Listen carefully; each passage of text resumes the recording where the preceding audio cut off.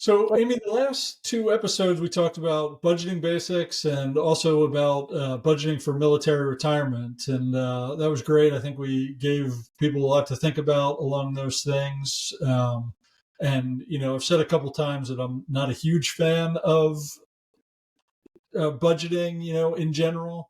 But one of the times that I really think it's useful is when you're getting ready for ultimate retirement. So that's what we're going to talk about today is how do you come up with that budget? How do you make sure you have enough money? What are all those things that go into thinking about ultimate retirement? Welcome to Operation Retirement Readiness, where Amy and Mike, two certified financial planners, talk about how military members can prepare for transition and how veterans can prepare for ultimate retirement. This podcast represents the views of the hosts and any guest. It is for informational purposes only and should not be considered tax, financial, or legal advice. All information is regarded to be from reliable sources.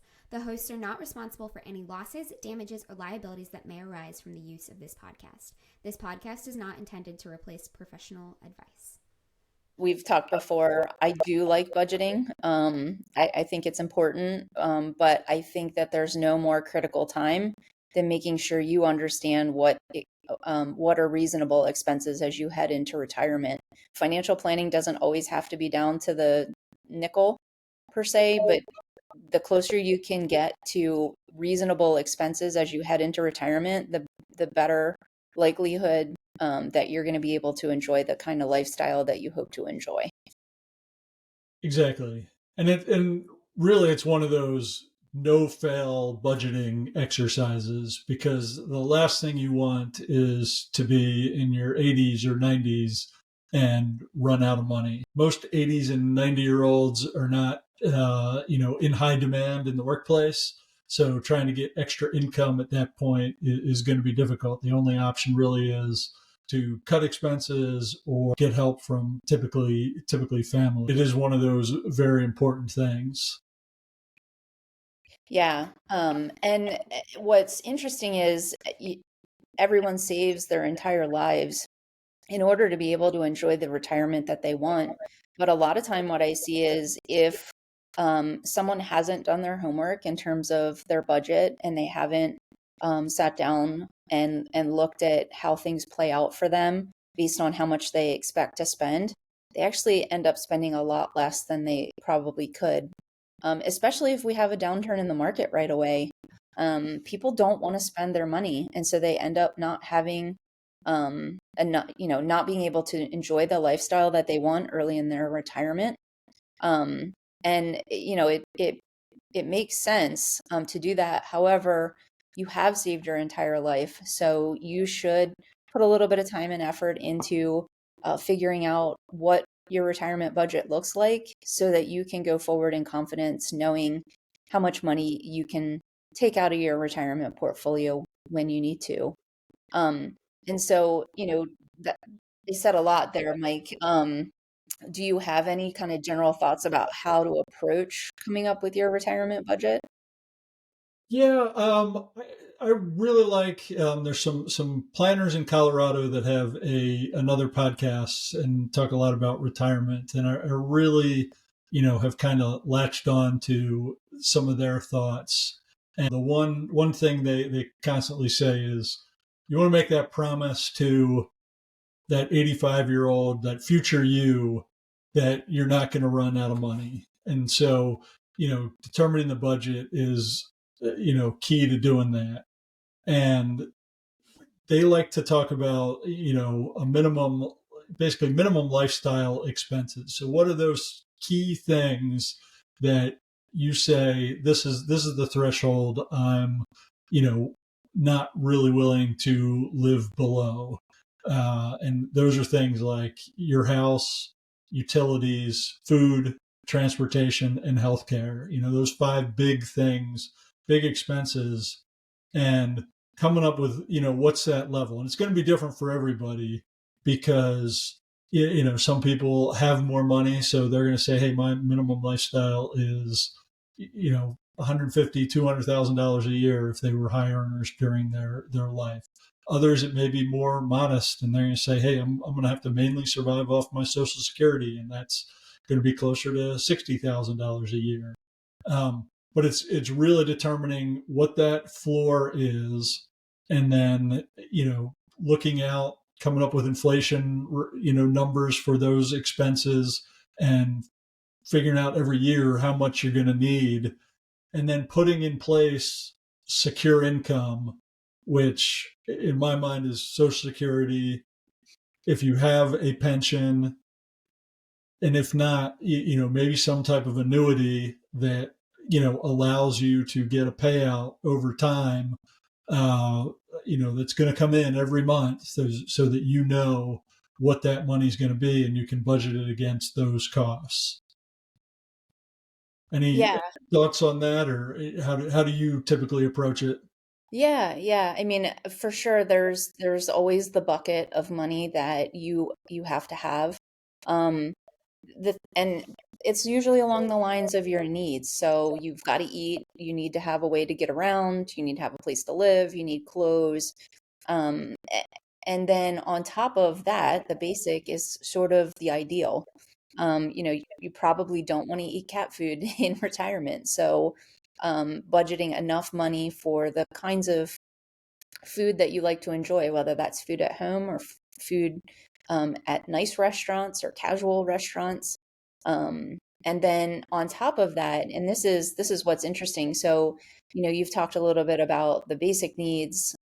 We both have to some degree, but how do you figure out sort of the lifestyle piece of it? So, meaning, if I'm a golfer and I really enjoy golf, how do I plan for my golf expenses and sort of those lifestyle expenses that I want, whether it's travel, being able to, travel for leisure or travel to see my family, and, kind of things like that. And then also sort of trying to plan for the things that are so nebulous, like healthcare. How do you anticipate healthcare expenses? So that's a lot, but I guess the key takeaway question for you, Mike, is how do you figure out how much all of that is?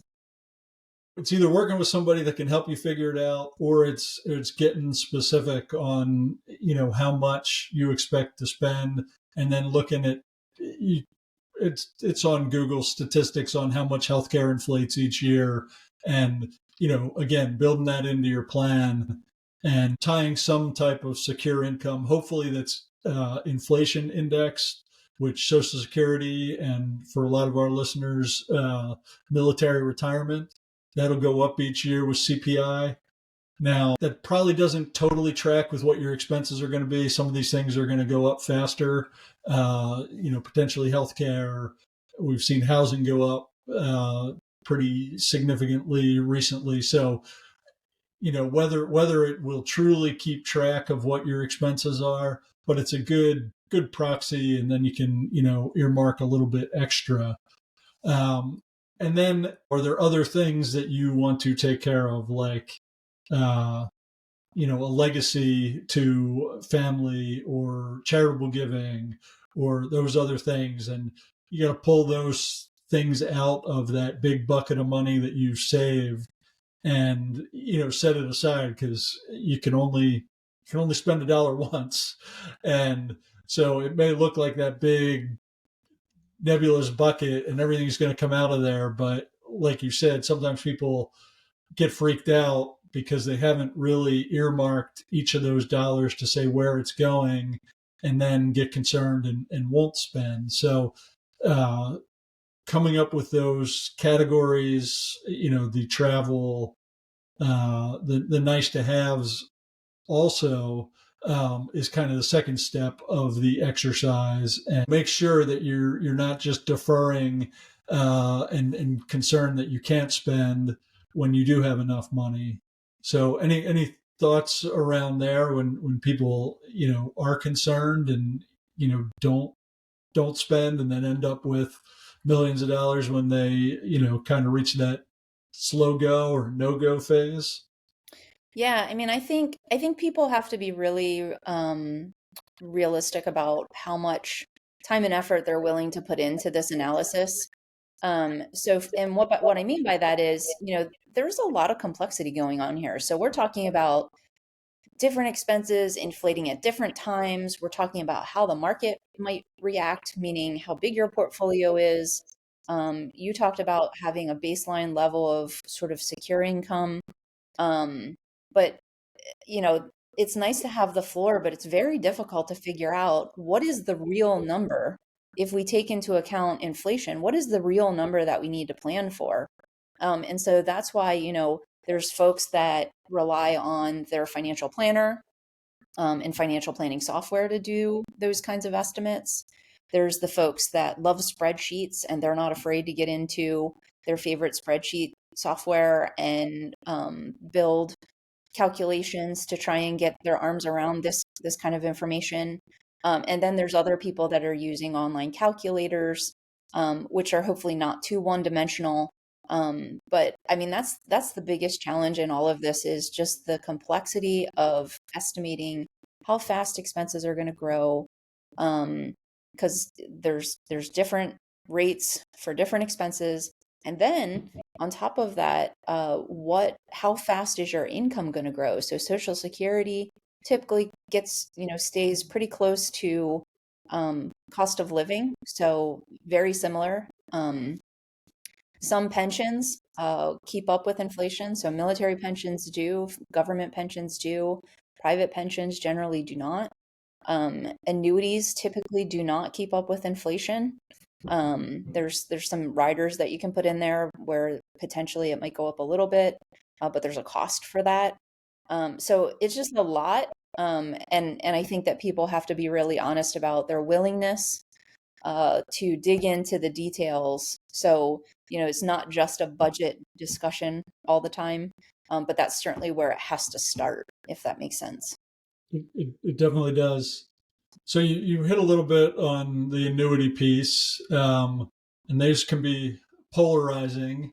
What are your general thoughts on using annuities? Like you said, they can be polarizing. In general, I think that, one, they depend on the person's sort of risk tolerance. And two, the use of an annuity depends on whether the person has legacy goals. It depends on their age. It depends on how comfortable they are with understanding how annuities work. Um, you know, in general, because I work with, military folks who have pensions, or other folks who have pensions. In general, it's not the first place that I go. An annuity isn't the first place that I go, because the other consideration, like I mentioned, is the legacy planning. Because one of the downsides of the annuity is, it's important to understand if you buy an annuity, let's say you take whatever's in your thrift savings plan and you buy an annuity, that money's not yours anymore. It's the insurance company's money. You've traded that for a contract with that company, and that company has agreed to pay you a certain amount of money over a certain time frame, under different parameters. So, you unless you put different sort of characteristics in that annuity, there's a good chance that the money's gone. It's not going to go to your beneficiaries unless you elect certain characteristics that would allow that to happen, and you're going to pay for that. So I think they're very complex, and I think their use is important for certain clients, but I definitely think that anybody who intends to use an annuity should speak with a fiduciary advisor who is not selling annuities for a commission to determine how an annuity can support their plan. Yeah, all great points. Yeah, they're definitely within the advisor space. Some people love them, some people hate them. The kind I like in general are the single premium immediate annuities, also called SPIAs. Basically, when you decide that you do need extra income and you're not worried about money for legacy, or you just know I have this income need for the rest of my life, and you have a bunch of money, you just want to give it to the insurance company and they'll give you money over time. Those can be useful. Like you said, if you've already got a pension and Social Security, may not be applicable. You may have enough income coming in and are comfortable living off your uh, the rest of your portfolio and just spending that as needed. But if you don't have that pension, sometimes having that guaranteed money coming in is nice, especially as you get older, because you don't want to worry about having to manage the portfolio if you're a do-it-yourselfer.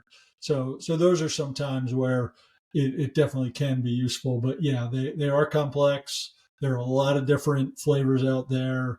Some are more useful, I'd say, than others, just because of expenses and things like that. So, and like you said, get some help if you're thinking that you need to buy an annuity, and make sure you understand what you're looking at. Yeah, especially and particularly getting help from somebody who doesn't have a conflict, meaning they're not compensated if you do buy an annuity. There's plenty of space for everyone, but just making sure that your plan is best served by a specific strategy or product is a great way to go, just to make sure that you're getting what you want out of your retirement, whether that is security in the form of a pension or an annuity, sort of the guaranteed income streams that you've talked about, Mike, to at least cover those basic expenses, um, and then look at how you can handle the add-on things, the nice to have kinds of things. So speaking of the nice to haves or other kind of buckets that people might think about as they approach retirement, what are some things that we hit on a couple, but what else do you typically see people kind of earmarking money for? Yeah. One, a common thing that I see for those folks who have kids or grandkids or nieces or nephews, is legacy planning. So wanting to pass wealth on, or some amount of money on to uh, friends and family. There's folks who are charitably inclined, so they have certain charities that they would like to take care of. And sometimes that's good to do while you're alive. Sometimes it's good to do at when you pass away. Um, and then just those goals that are part of your retirement vision. A lot of clients that I talk to want to travel when they retire, for enjoyment. So it's all of those kinds of things.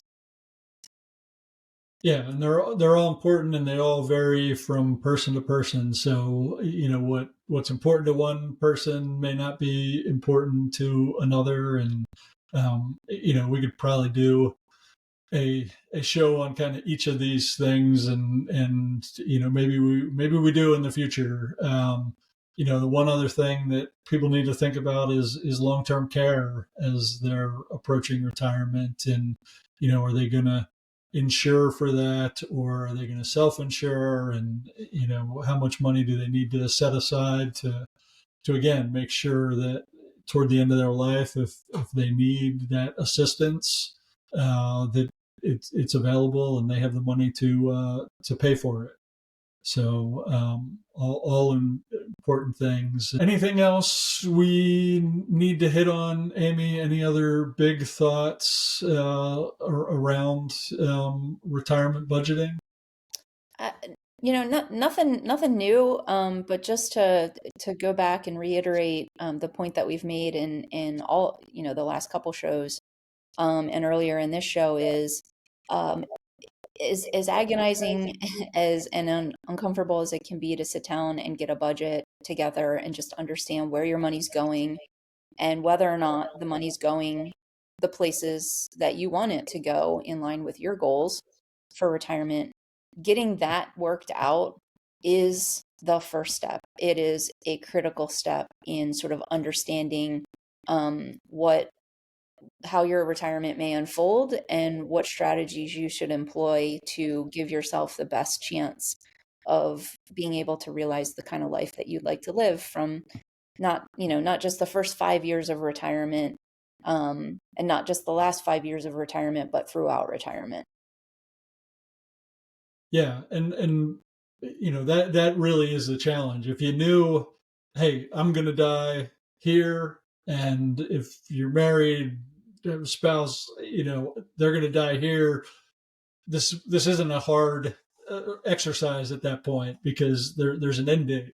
Problem is, with retirement, typically you don't have an idea of when that end date is going to be and what's going to happen in between. So it's a challenging exercise, one filled with a lot of, I'd say, angst is probably a good description when you're first starting out to make sure that you're not, you're going to have enough money for that future self, and they're going to be taken care of, even though there are many, many, many unknowns about what will happen between when you stop working and when you actually die. So it's a much, it's probably college level planning versus when you're in the accumulation phase.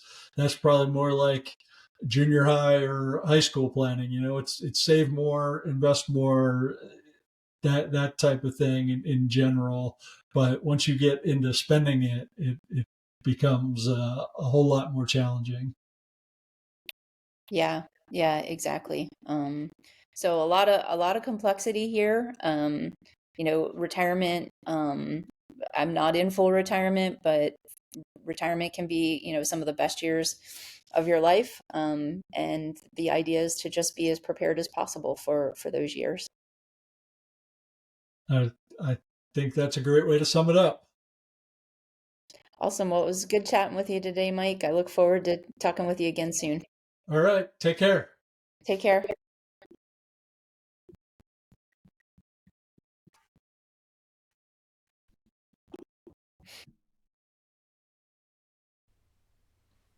To get transcripts, show notes, or more information, go to operationretirementreadiness.com. Have a question or topic for the podcast? Send it to info@operationretirementreadiness.com. Find out more about Amy and Mike at their websites. Amy is the founder of Instar Financial Planning, LLC. She is retired from the U.S. Army and has worked in the financial services sector since 2019. She's a certified financial planner, a chartered federal employee benefits counselor, and a chartered retirement planning counselor. You can find out more about Amy at instarfp.com. Mike is the founder of Next Mission Financial Planning, LLC. He retired from the U.S. Air Force and has worked in the financial services sector since 2021. He is a certified financial planner, chartered financial consultant, and a certified college financial consultant. You can find out more about Mike at nextmissionfinancialplanning.com.